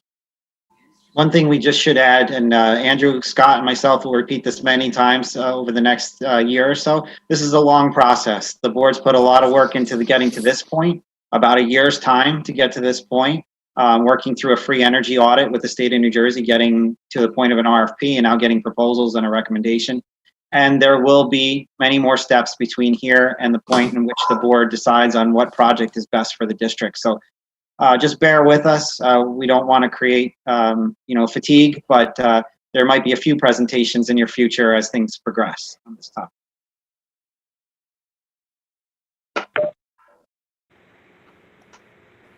Thank you. And I know we feel very confident with our team here. And like you said, it's months and months of work, and there's still months and months ahead of us to look ahead. I had a question, but and then I'll open it up to the rest of the board members. And I think it's a question that I want to throw out. When will we start seeing the savings? It's a good question. So the savings will be achieved as soon as something can be installed. Usually the first things that are installed are the low-hanging fruit. There's a little bit of distance between here and the beginning of construction, as we talked about. Between here and there, there's going to be another audit that's done. That's as we had said, an investment grade. What that means is while you've already had an energy audit done by the state, the level of detail isn't there for someone to say, put their dollars to it. So the investment grade audit is going to take a couple to get that done. Then the energy savings plan and the review of that will take an additional few months. So I would say on the early side, probably another 10 to 12 months from now, you'll start to see something be installed and savings begin to hit the bills. Probably on the outset, more likely if things slow down or we have other complications that arise, we're talking 18 months before you begin to see construction begin, which is when the savings would be achieved. But all of the investment that's going to be made up front at the beginning of the project will also be offset by incentives. So not only will you be seeing savings from the energy savings, but you'll have savings from the incentives versus the actual cost of the project that gets knocked off immediately as you go. So it is a little bit of a ways away, but I would say 12 to 18 months, we would begin to expect construction to begin and to see some actual savings come into the district. Thank you. So I'm going to open it up. Any questions from the board? I have a question, Madam President. Yes, Commissioner Carvalho. My question is to Mr. Kennedy. Once the money, once we receive the money, will that money roll back into plant property or does it go back to general fund? We really don't receive money. You reduce your budgeted cost for energy based on the project's completion. So you upfront pay money out for the project, but then you pay that by the savings that you get by reducing your budget for the normal energy costs that you used to budget for. And Mr. Kennedy, right now, the current proposal, although it will change, so a new number will be presented to the board, but the current proposal is about 1.25 million, I think, of additional positive cash flow after the debt service on the new projects are paid for. So your operational budget should experience that kind of savings over 15 years. Thank you. And then the other thing that's important is if the savings aren't generated, then Honeywell's got to actually, that's when the check comes over to the district if they don't meet those savings. Correct. If you have the guarantee in place and the savings aren't achieved, then the awarded party is going to be responsible for getting you back whole on that. In addition, I do want to point out there might be some technology or recommended measures that go in that could produce revenue, but that is, as Mr. Kennedy said, that's not entirely the point of the project. It's just avoid spending the money, not necessarily generate new money. Madam President, I have a question. Yes, Commissioner Moreno. Yes, thank you for your presentation. I was reviewing the presentation before. Is one part, like I have a question, the state and federal incentive. Can you please clarify that part? And I just wonder if the state or the federal that not give that incentive, if the project will be affected, or in your presentation, what's mean that part, like say state and federal incentive? Thank you. Sure. So the state government of New Jersey has committed to clean energy, and one of those commitments is for specifically for energy efficiency. So they've designed some programs that are specifically open to local governments, like the Local Government Energy Audit Program, which you've already taken advantage of, which was, I believe, in excess of $100,000 of incentive dollars to cover an audit for you. And then there are other programs that are for specifically installing and implementing projects. Along the lines of, say, incentives for lighting, incentives for, say, saving on a comprehensive set of projects, so you save across the entire school building. But there, for instance, Pay for Performance is one of the programs. You have the Smart Start Building program. You also have something called Direct Install that may be useful for some of our smaller facilities. And these programs will offset the cost of the measures that you're installing, as long as we install a measure that meets the minimum level of efficiency for that program. Long story short is those dollars come into you and are taken off the top of the cost immediately. So we're going to require anybody that's building the project to apply for those and to adhere to those requirements to get them. And then in addition to that, once they do receive them, we're going to expect that they take that off the cost, so you don't even have to see that as part of your debt service. That just comes out of the project immediately. As far as federal incentives go, I'd love to tell you that there is a robust federal incentive program that we could take advantage of, but there just hasn't been in the most recent administration, and I think we could all imagine why. So the next administration very well may have something for us, so we'll keep an eye out. We also know that the utilities, PSE&G specifically, is going to have a whole suite of incentives coming in the near future. So as those programs roll out, we'll address them as part of our project and further buy down the cost as much as we can. The only thing we can't do is double dip. We can't take the same lighting measure and put it in a PSE&G program and put it in a state program. So we have to make sure we pick the most advantageous one. But the long story short is you've put your money into these programs already by paying your utility bills. There's a fee, that a societal benefits charge that's on your bill. And then these incentive programs are you getting that money back to you. So this is we're just going to take advantage of money you've already spent in order to buy down the cost of these improvements in the future. Thank you for the clarification. Thank you. Of course.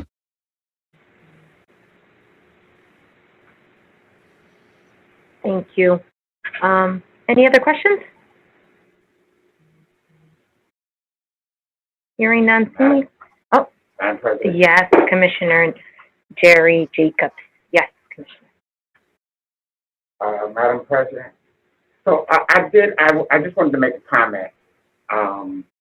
The fact that I see that this is a great opportunity for the district to make significant infrastructure improvements to many of our schools, major improvements to lighting, making our schools more welcoming environment. This program is just, it's really an up and up situation. And one of the best things about this program is we don't have to take it out of our budget. So I look forward to us reviewing this program, looking at working with Mr. Cotto and the team, Ryan, Andrew. Scott, thank you. On these projects to know what improvements that we are going to make to our schools. Because over the time we have heard many complaints about the condition of our schools and certain things. And this is a great opportunity for us to capitalize on something where we don't have to take this money out of the budget. So I did want to make that point and make it clear to many people that this is going to be improvements in, I think, almost all of our schools. Is that right, Mr. Kennedy? Almost all of our schools, there'll be improvements in, significant improvements.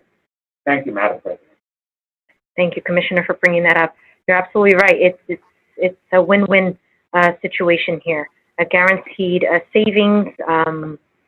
I think it's a great program that we're going into, and I think we have a great team to help work us through and put us on the right path. Thank you. Any other questions? Hearing none, seeing none, I want to thank our guests. Thank you, Andrew, Ryan, Scott, and I think, I'm missing. Boyan. Yeah, it's fine. Yes, Mr. Cotto's on there. Mr. Cotto. Yeah, Mr. Cotto, do you want to bring anything else that wasn't said? Our very own Mr. Cotto Mr. Cotto, you're muted. And Scott is too. Yeah. And Scott, yes, I see Scott now. Oh. No, this is a win-win program that really not only we're doing the right thing, which is doing energy savings, but also will allow us to invest in some of our old infrastructure that needs to be replaced without any impact on the budget of the district. So the whole thing is that those things that produce a lot of energy savings will allow us to fund some of those that might not have enough of an energy saving to justify it. So putting them together, then we can do improvements to the district that otherwise would be very difficult. Thank you. If I may, just right before we close here, I'd be remiss if I didn't point out that this project also has carbon emission reductions associated with it. Not only will they be indirect in the sense that you wouldn't need to generate that power at a plant, but you also will be using less fuel at your properties and probably cleaner fuel if we're converting anything. So in which case, there will be a local impact to the air quality as well, potentially from the efficiency improvement. So just keep it in mind, there's an environmental benefit along with the financial and obviously the improvement to the facilities. Thank you. That's actually, so appropriate for this time that we're living in. Thank you. Thanks, Andrew. Of course. Any Thank you, other guys. comments or questions? Okay. Thank you, Have a good team. holiday. Thank you. Have a good night. You too, Ryan, Andrew, Bojan, Scott, and Mr. Cotto. Thank you. Have a wonderful holiday. Thank you Good very night, much. all. Thank You you. too. Good night. Good night. So that was our first element. Now we're going to go through our agenda, board members. If you can get your agenda out.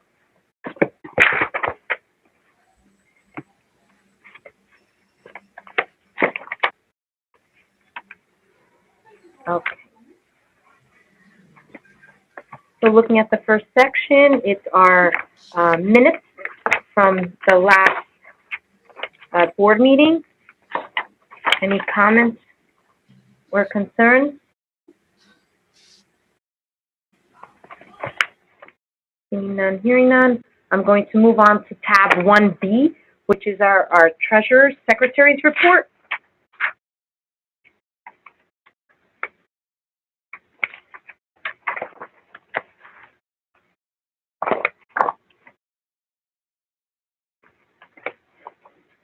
Hearing no comments, I'm going to address your attention to tab 2A. Tab 2A.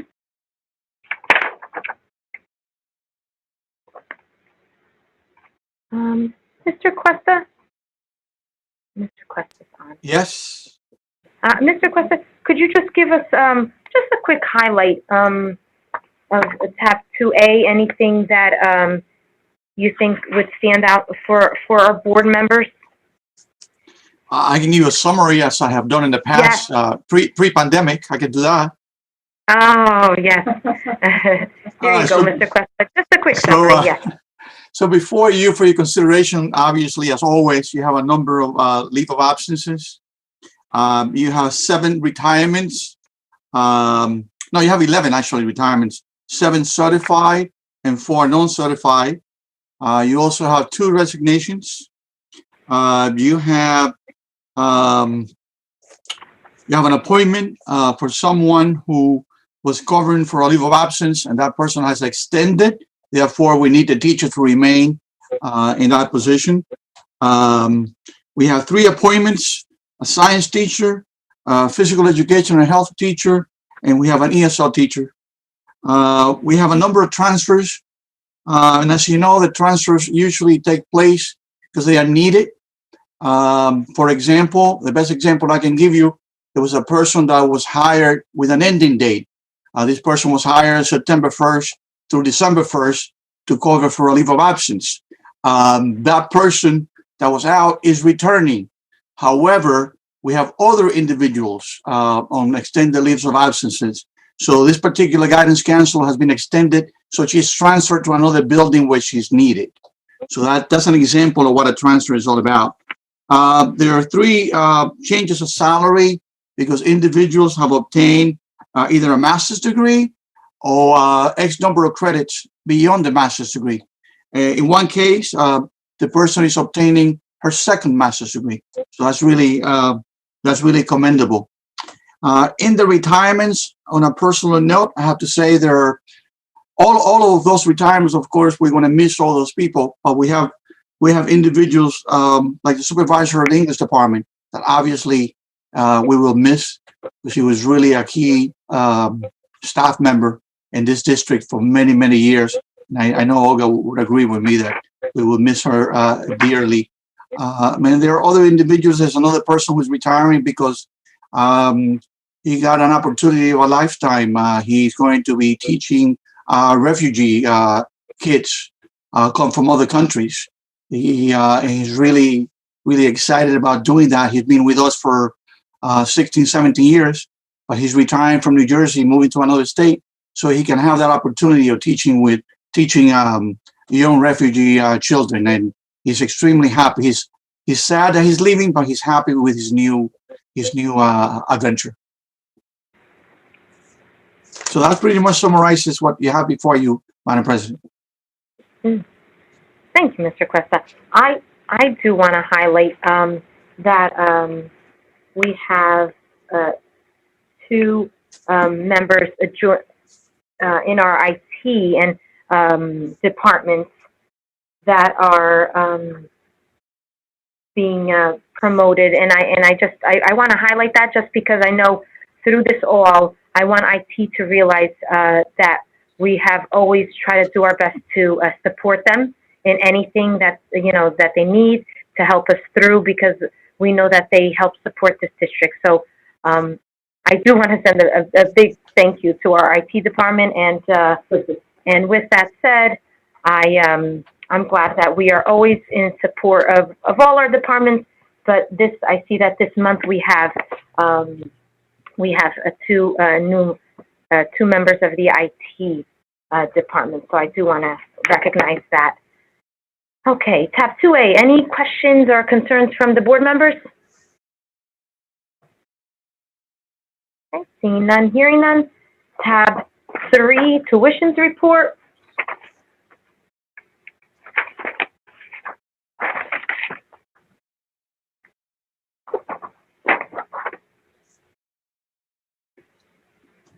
Any questions, comments? No questions.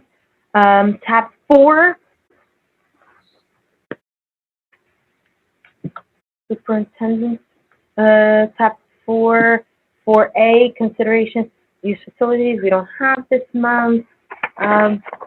We'll move on to our tab 5 because we're going to leave that here.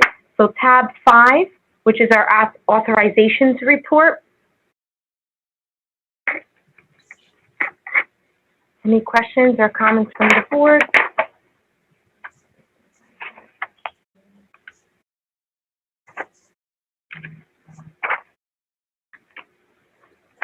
Madam President, just one Yes, question. Commissioner Moreno. On tab 5, yes. Is the Lehigh Board of Education will be participate with records. Is related to teacher additional endorsement and certification. If somebody can clarify the teacher endorsement and certification up to the bilingual and ESL teachers. Olga, can you please clarify? Thank Certainly. you. This is a brand new partnership that just they reached out to us and interested, the Rutgers Department of Urban Education interested in partnering with Elizabeth. This partnership begins with surveying our ESL teachers and our bilingual teachers in order to determine what interest they may have in pursuing additional endorsements. We're at the very beginning stages of this partnership, and right now they're collecting data. And then we're hoping that this will lead to future opportunities for our teachers to be able to pursue additional endorsements. Thank you. Certainly.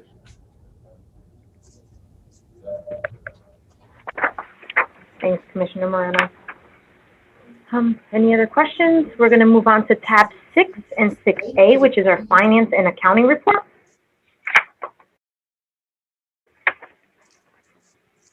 Any comments or questions?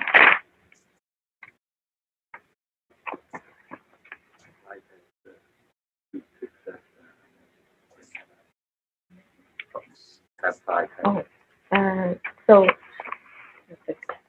good point. I do want to go back. So I'm going to go back just for 1 minute.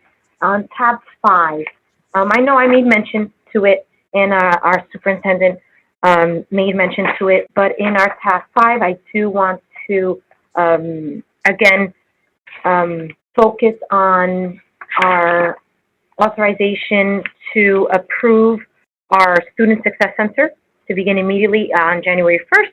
So that is absolutely in that tab. So I do want to mention that and all the goals and what they're going to be doing, the initiatives that they do with the financial aid and with the college applications and workshops they're going to be running with our students. I'm very pleased to have that on tonight. Okay, and now we did 6. We're going to move on to tab 7, which are award of contracts. Any questions or concerns? I have, on page 2, there's a contract with MedServ Healthcare. The purchasing agent and Dr. McMullen asked that to be not included tonight, so we should take that off. Okay, Mr. Kennedy. Thank you. On tab 2, on page 2. Yeah. Got it. Okay. Tab 7A, continuation of our contract.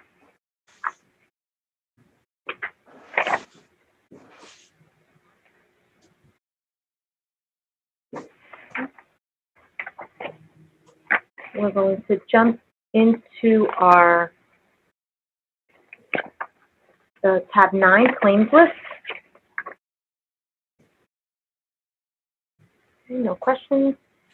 Now on to our resolutions.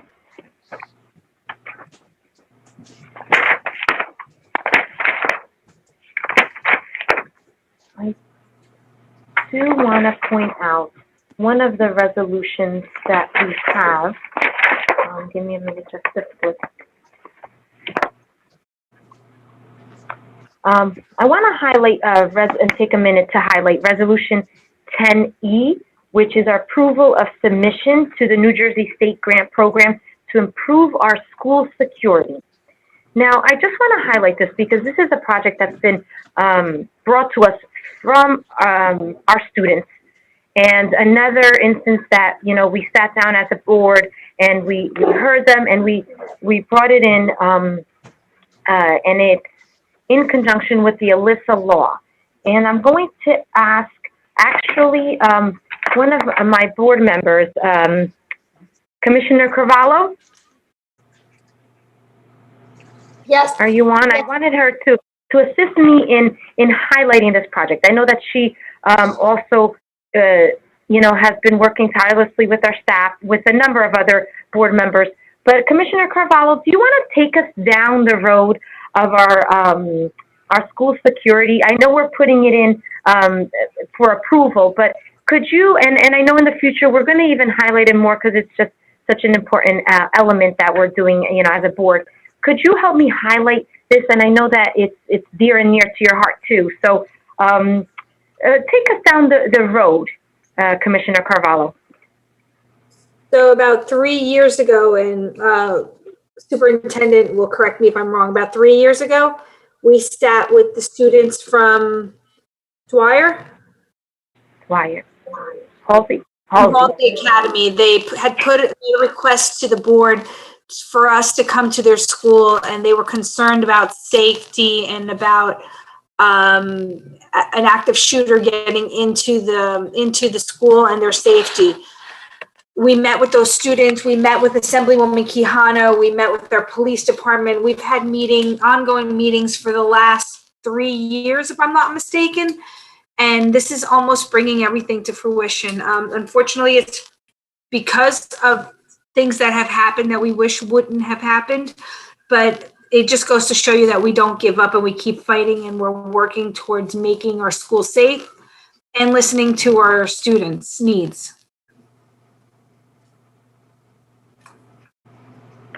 Thank you.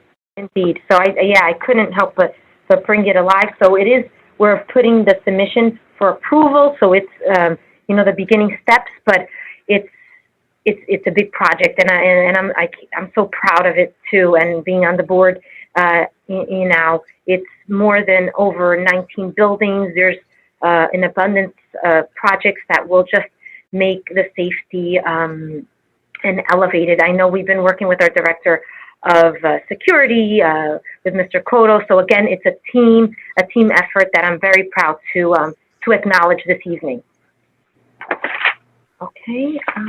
Let's see. Any other comments or questions on any of the resolutions?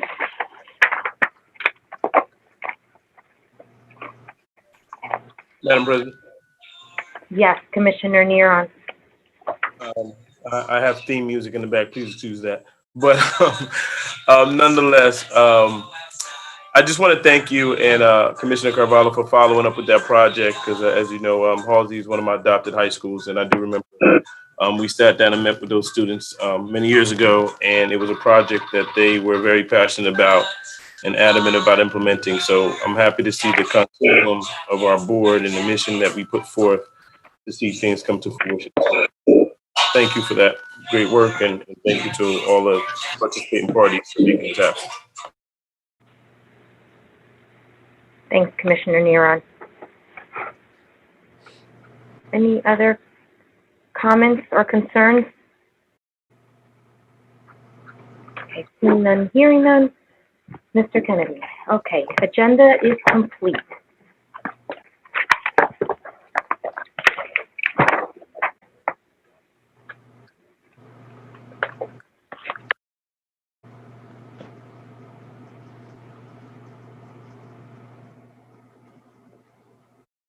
Diane, I think you're muted.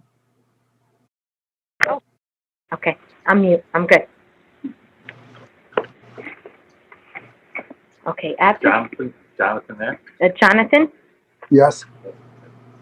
Keith asked a question, Mr. Williams, if we can move the agenda as a whole and vote on it, or do we have to first vote on approving the agenda and putting it on and making it the agenda? 2 votes instead of 1. It only requires 1 vote. You set the agenda at the agenda session, and you would close that meeting and start a second meeting, and then move the entire agenda with 1 resolution. That's the way we've done it in the past. Yeah. Okay. So let's adjourn this meeting and then go and open our business meeting. Correct, Mr. Williams? Correct. Okay. So I need a roll call, a motion to adjourn in a second, please, from my board members. Madam President, I make a motion to adjourn the meeting. I second that motion. Thank you. The motion has been properly made and seconded. Mr. Kennedy, roll call, please. Fathfuller, Here. Carvalho, Yes. Chevrolet, Yes. Hernandez, Yes. Jacob, Yes. Marina Ortega.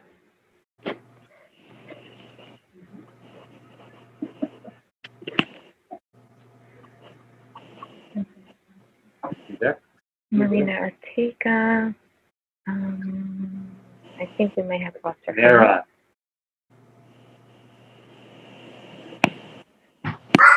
Yes. Pastana.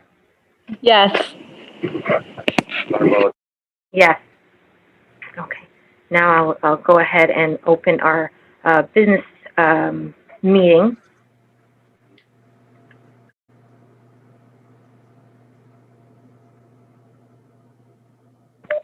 August. Okay, so now I'm going to turn it to our superintendent as she goes through a couple of things that we have to go through, including our kids. Madam President, you should do roll call. Okay, so let's get a roll call before we go into that situation. Okay, roll call, Mr. Kennedy, for the record. Bathlet, Here. Carvalho, Here. Chevrolet, Yes. Hernandez, Here. Jacob, Here. Marina Ortega, Here. Neron.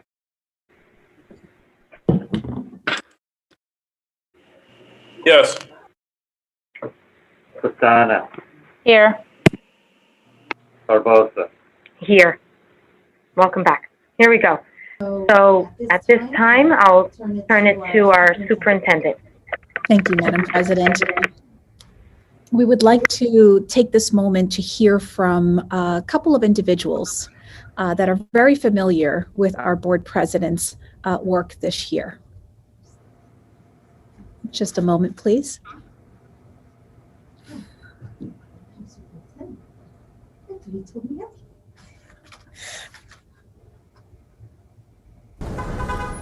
In a letter dated December 10th, 2020, from the Office of the Governor of the State of New Jersey, Governor Philip D. Murphy writes, "Dear Dr. Barbosa, on behalf of the State of New Jersey, it is with great pleasure that I join with your colleagues to commend you for your service as President of the Elizabeth Board of Education. As a member of the Elizabeth Public Schools Board of Education, you have served the students, staff, faculty, and the community as a whole with honor and distinction. Your leadership, knowledge, and professionalism in the face of what has been, notably, our state's most unprecedented public health challenge, at least in our lifetime, have earned you well-deserved accolades and appreciation from us all. Through your hard work and team-focused efforts, district administrators had the support and guidance needed to stay the course of safeguarding the health, safety, and well-being of students, families, and academic community in total. Concise and strategic planning and decision-making under a derivative of extraordinary and unique circumstances ensured opportunities and tools for optimum learning and memorable student experiences. A few of this year's district highlights include the facilitation of multiple and separate high school graduation commencements for graduating seniors, district secured student tech devices for remote learning, procurement of connectivity for each qualifying district family, and so much more. Once again, kudos for a job well done, and thank you for your tireless commitment to public service. My very best, Philip D. Murphy, Governor. Hello, Mayor Chris Ballwage. I want to thank Diane Barbosa, who's been a member of the Elizabeth Board of Education since 2017, but also for her leadership in her role as president in 2020. In one of the most difficult years to date, due to the current and ongoing health pandemic, Diane led the Elizabeth School District with compassion, flexibility, and clear communication. Being a health professional herself, she has seen and understood the wants and the needs of our community up close. And every day, she was met with difficult decisions. But working together with Superintendent Olga Ugemeyer and the entire Elizabeth Board of Education, she was able to take swift actions, make decisions, and put plans in place. Some of the most notable highlights that the Board of Education made sure every child had a laptop and a tablet for remote learning. She led the effort to make sure Wi-Fi connectivity was available for every family. She held 7 separate high school graduation ceremonies to meet the safety requirements of COVID-19 and social distance. But also, that gave our students, our graduating seniors, the ability to have a memory. And at this time, the district has served approximately 2 million meals for our students, making sure that they do not go hungry. And I want to thank Commissioner Barbosa for her time, her dedication to the school community during these very difficult and unprecedented times. And as we enter the new year, Diane has paved the way for the next president. She's also looked forward to working with the future of the Board of Education to continue the progress and the direction that she has done in 2020 for the Elizabeth Public School Systems.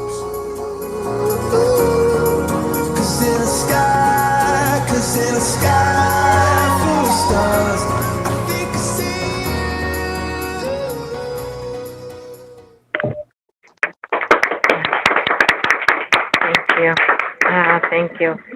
This is all about you guys and our Elizabeth Public School family. Thank you. I love what I do, and I hope it shows. Okay, Madam Superintendent. So now I will turn it to you for some highlights in our next order of business. Thank you, Madam President. I have 2 reports for this evening. First is the public hearing on harassment, intimidation, and bullying for the period starting January 1st, 2020 and ending June 30th, 2020. In July 2011, the Anti-Bullying Bill of Rights was signed into law as Public Law 2010, Chapter 122. In accordance with this law, all New Jersey public school districts must designate the first full week of October of each year as Week of Respect. During the Week of Respect, school districts are expected to organize activities, including but not limited to age-appropriate instruction and opportunities for student discussion on conflict resolution, issues of diversity, and tolerance. A resolution was put before the board in September declaring the week of October 7th through the 11th Week of Respect. Each of the schools planned appropriate activities for this week. In fulfilling the reporting requirements pursuant to NJSA 18A:17-46, 2 times each year between September 1st and December 31st, and between January 1st and June 30th, the school board shall hold a public hearing at which the chief school administrator will report to the board and the public any acts of harassment, intimidation, and bullying which occurred during the reporting period. There were a total of 154 HIB investigations completed by the appropriate staff, and of those cases investigated, 57 were confirmed cases of HIB and were affirmed by board members. The following anti-bullying specialist, specialist alternates, and anti-bullying coordinator conducted these investigations: Melanie Padilla, Danny Ayamola, Nafisa Freeman, Ada Flores, Michelle Zuber, Denora Mejia, Andrea Juca, Maria Brito, Christine Rappa, Shanice Hurst, Maria Vindas, Denise Winaki, Sophia Verma, Jasmine Lee, Yomaira Carrero Iglesia, Cristina Pedula, Jennifer Hernandez, Tanya Santucci, Jason Colco, Shara Bustamante, Cindy Lickenstein, Melvin Luciano, Maria Cabrera, Antonio Sapio, Sarah LaFace, Sarah Brown, Lauren Delgado, Daniela Greneco, Kenyatta Jackson, Colleen Reynolds, Lourdes Soto, Teresa Zukowski, Elena Kuza Murray, Kristen Zarnaski, Wilma Helm, Christine Flaherty, Carrie O'Connor, Laura Bellevue, Fabi Ramos, Wendy Marabi, Rosaria Scaff, Guadalupe Ferreiro, Ilona Sikowitz, Veronica Vega, Chanel Williams, Lisa Baginski Matlos, Ashley Ruley, Linda Lewis, Sophia Howell, Heather Savage Ford, and Peter Vossler. There were 4 incidents founded based on race and ethnic origin, 1 incident based on color, 0 incidents based on religion, 1 incident based on ancestry, 5 incidents based on gender, 4 incidents based on sexual orientation, and 1 incident based on gender identity or expression, 5 incidents based on mental, physical, or sensory disability, and 51 incidents based on other targeted bases. Of the founded incidents, 48 incidents were verbal, 22 incidents were physical, and 14 incidents involved in electronic communication. There were 44 out-of-school suspensions, 48 in-school suspensions, and 25 other disciplinary actions. Additional services such as in-school counseling, skill development, referral for outside treatment resources, professional development, parent conferences, and behavioral intervention were offered to involve students. Between January 1st, 2020 and June 30th, 2020, the district provided appropriate HIB training to school counselors and social workers and to new staff and support staff in the district. The district also provided the 2-hour state-required HIB training for each 5-year developmental period to certified staff throughout the district. Additionally, the district provided extensive and specified training to the anti-bullying coordinator and to all anti-bullying specialists and their alternates. Non-certificated staff also received training. New school-level administrators and new HIB staff received training in the HIPSTER reporting program. There were a total of 277 incidents district-wide, which includes 145 incidents of violence, 31 incidents of vandalism, 47 incidents of substance abuse incidents, and 8 weapon incidents. And that concludes our public hearing. Second is the HIB presentation for our December Board of Education meeting. So pursuant to Board Policy 5131.1, harassment, intimidation, and bullying, and the New Jersey Statute 18A:37, The results of each investigation shall be reported to the Board of Education no later than the date of the next board meeting following completion of the investigation, and include any services that were provided, training established, discipline imposed, as well as other action taken or recommended by the Chief School Administrator. Since our last Board of Education meeting on November 19th, 2020, and through December 16th, 2020, our district school counselors and social workers have conducted a total of 4 HIB investigations. And of those investigations, 1 was found to meet the criteria for HIB as per New Jersey law. There were 4 females, 3 regular education students, and 1 special education student that were alleged victims. There were 6 females, 4 regular education students, and 2 special education students that were alleged perpetrators. Of the services provided and actions taken for these 4 cases, there was 1 skill development lesson intervention. There were 4 virtual counseling sessions. There were 3 parent conferences, and there were 3 cases that are continuing to be monitored. And of the 1 case founded for HIB, this case was based on mental, physical, or sensory disability, as well as other identifying characteristics. The HIB statute further requires that at the next regularly scheduled meeting, after board members receive the report of the HIB investigations, that the board issue a decision in writing to affirm, reject, or modify the superintendent's decision pertaining to these 5 cases that were reported to you at the last board meeting on November 19th. In order for you to do so, the investigation summaries from those investigations which were reported to you at the last board meeting have been provided for your review prior to voting. And that concludes the December report.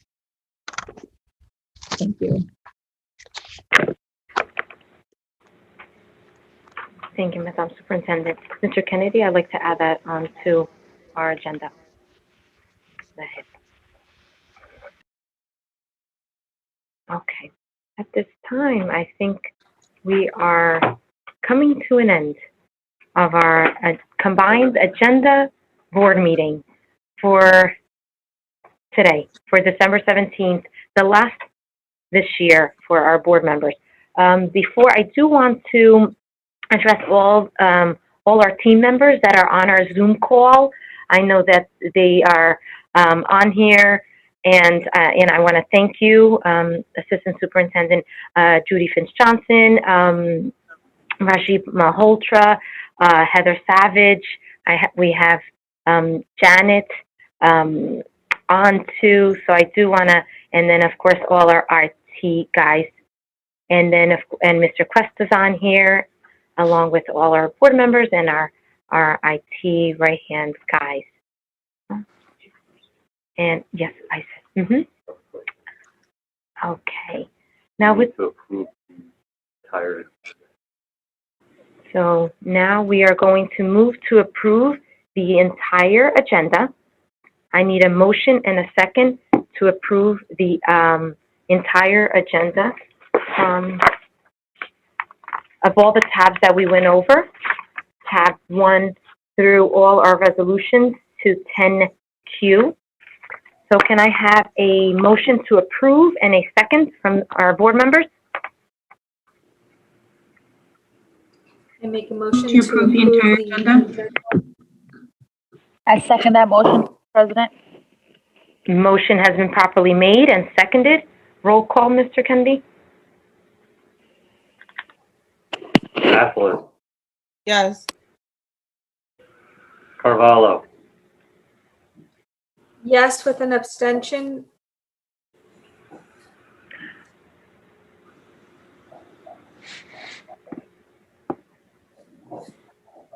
We could. extension on 10H, is that what you said? Yes, Mr. Kennedy. Thank you. Chevrolet, Yes. Hernandez, Yes. Jacob, Yes. Marina Ortega, Yes. Neron,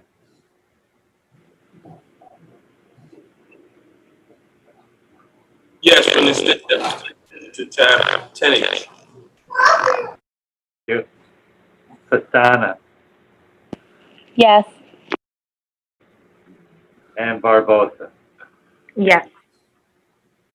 All items on the agenda, as previously mentioned, passed. Perfect.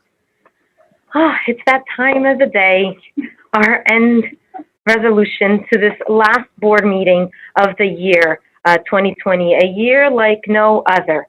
I know that we continually repeat that, and it has been.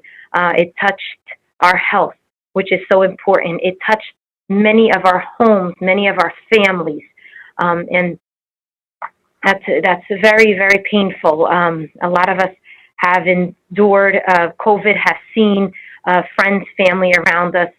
So it's very difficult to sit here and being in the health profession of that I am, of supposedly having medicine to make you better, and I just don't have the medicine to make you better right now. But as we see, we are going to get there. The vaccine is out. We'll see. That's just one element. There's still so much more to happen, but it doesn't mean that you don't have to keep on with all the protocols and to keep each other safe with the regular masks and the hand sanitizers. So keep yourself healthy and your immune system, and keep on your vitamins. To that, let me see. So many things are going through my mind as a sign of, I can't express the gratitude, just this meeting alone that I felt, and the love. I just don't deserve it. I'm very thankful for being put in this position. And every day that I progressed through this year, there was difficult times, as our superintendent knows, and difficult calls that I had to make to the board. And I try to call always, all 9 of them, and keep us in communication. And I tried my best. With Mr. Kennedy, you have got more calls than you even wanted, Mr. Kennedy, all the time, Mr. Kennedy, Mr. Kennedy, Mr. Kennedy. Our IT guys talk about one call away. So, and the struggles and that we had to go through, and the long lines and our drive-through, and me calling, oh my gosh, we have to get those kids their computers, and those personal aides, and those teacher assistants, and everything. I'm sorry I pushed you so hard, but you did it. You rose up to the occasion, and all our staff, from the custodians that were in cleaning the snow today, to our teachers that have rose to the occasion, to our parents that brought these computers into their living rooms, that brought their class into their living rooms with 5 other kids. We did it. It's not over. We have to continue. There's so much, modification and altering to make it better. And that's what it is. I know one of our public speakers made it, and we do try to learn from our mistakes, and always rise to the occasion, keeping our education at hand and our safety.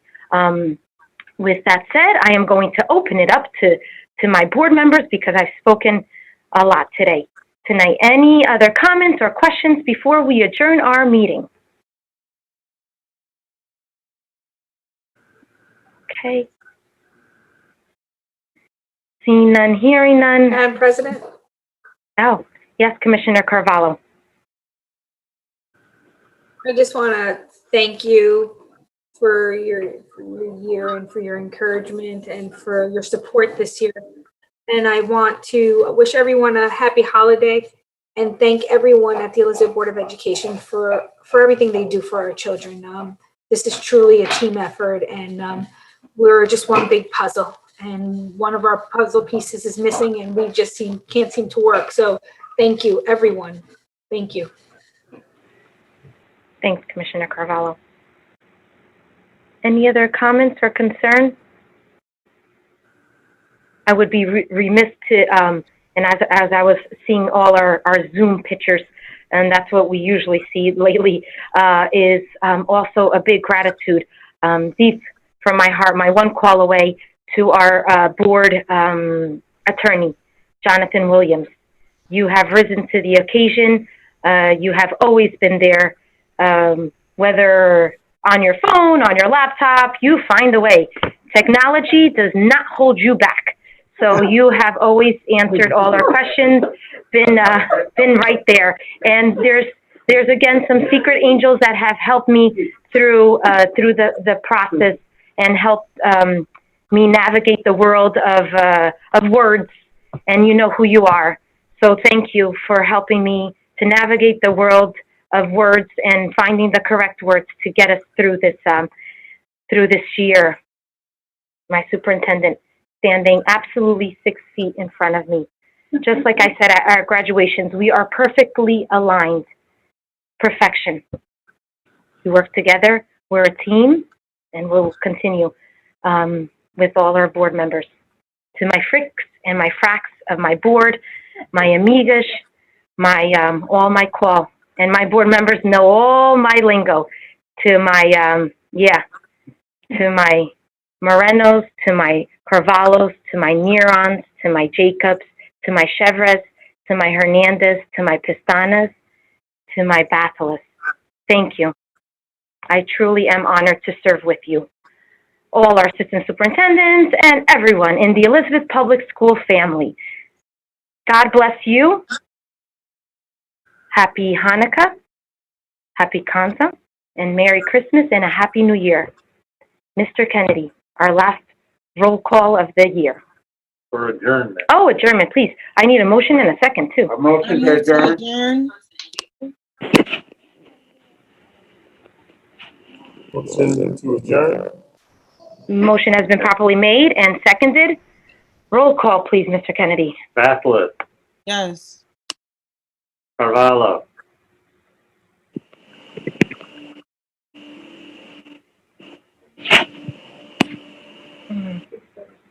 Yeah, Yes. Chevre, Yes. Hernandez, Yes, and happy holidays, everyone. Thank you, Diane. Jacob, Yes. Thank you, Diane. Happy holidays. Merry Christmas. Happy Kwanzaa. Marina Ortega, Yes. Feliz Navidad. Happy holidays. We love you, Diane. Mara,